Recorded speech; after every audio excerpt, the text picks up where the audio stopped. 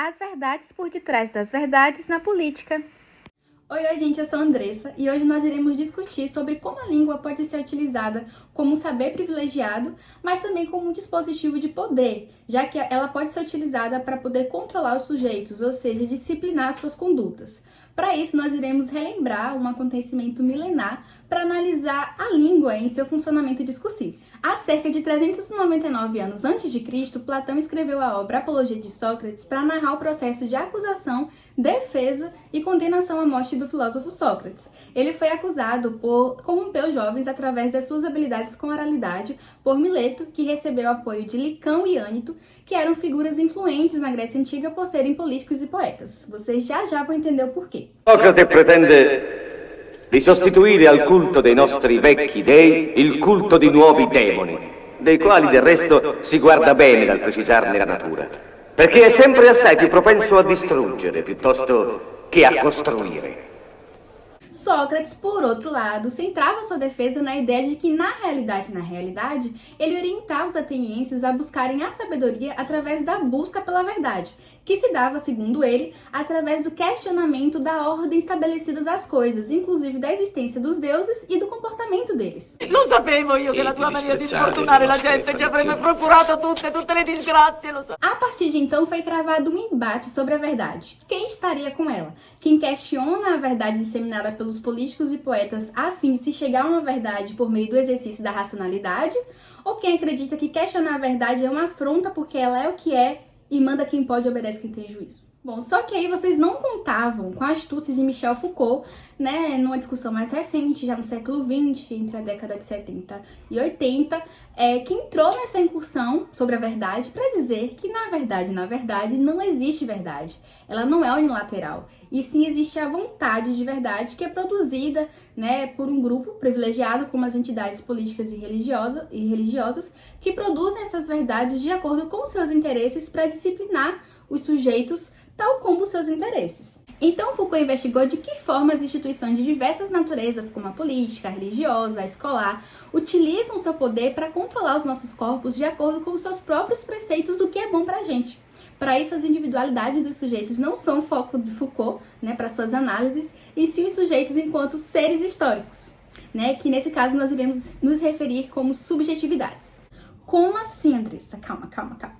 Se pararmos para pensar nas características predominantes dos sujeitos que ocuparam cargo político ao longo de todos esses anos, nós iremos nos deparar com as seguintes subjetividades: homem, rico, branco, detentor de bens materiais e sempre ocupando cargos de prestígio, que por sua vez se expressa na atribuição de verdade às suas falas e atitudes que devem ser seguidas por toda a sociedade. Caso exista um grupo que questione essas verdades ou que lute por uma causa pelo bem comum, esse grupo pode sofrer as consequências por ter enfrentado esse poder. E aí vocês já pararam para pensar por que isso acontece na política? Bom, segundo Foucault, para que a gente entenda esse padrão de atuação dos políticos, é necessário fazer o que ele chama de arqueologia dos saberes na descontinuidade histórica, ou seja, buscar em toda a história elementos que estão dispersos, mas que com um olhar atento a gente consegue estabelecer aproximações entre si. Então, para que a gente entenda as relações de poder no presente, como elas impactam, né, as nossas vivências hoje, é necessário a gente voltar no passado para entender quem eram os sujeitos no ramo político que estavam autorizados a produzir verdades, quem legitimava essas verdades e como eram tratados os sujeitos que de alguma maneira questionavam essas verdades. E para a gente fazer isso, nada melhor do que voltarmos à organização política da Grécia Antiga, que é o berço da democracia. Sta attento a quello che dici. Ti si può accusare di offendere i nostri dei e di disprezzare le nostre tradizioni. Como eu falei anteriormente, os políticos e os poetas eram figuras bastante prestigiadas em Atenas, porque os seus discursos, tidos como verdades a serem seguidas, eram feitos para agradar a população ateniense com belas palavras e histórias, lhes sendo atribuídos o caráter de verdade por traduzir exatamente o que eles gostavam de ouvir sobre progresso social, econômico, cultural, enfim.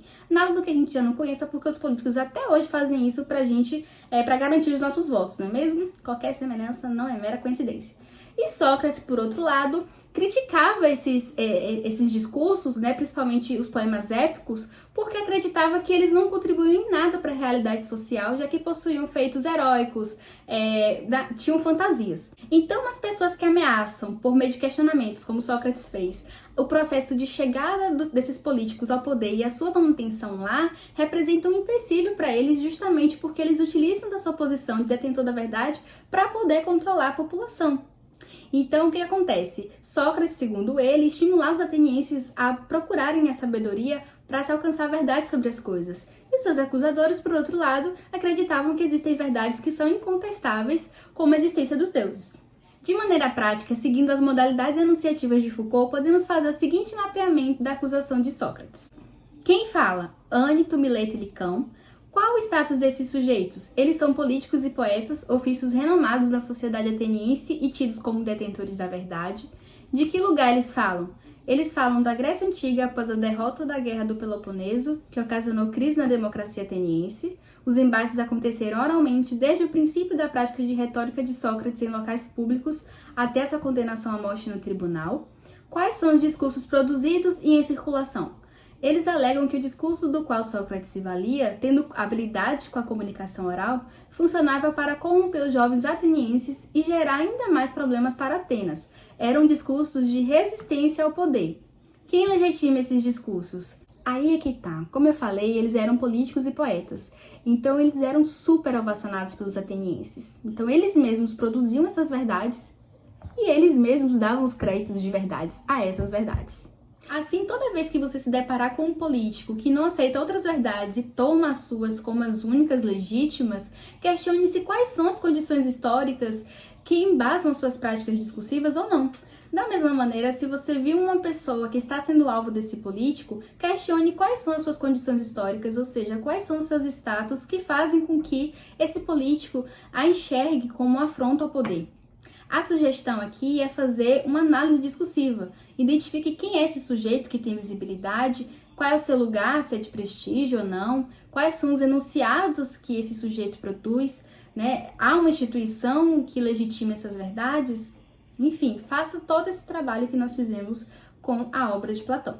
Eu vou ficando por aqui, eu agradeço demais a sua atenção, curtam e compartilhem esse vídeo para a constituição de leitores mais críticos e, no mínimo, desconfiados das verdades que circulam por aí. Um beijo e tchau, tchau!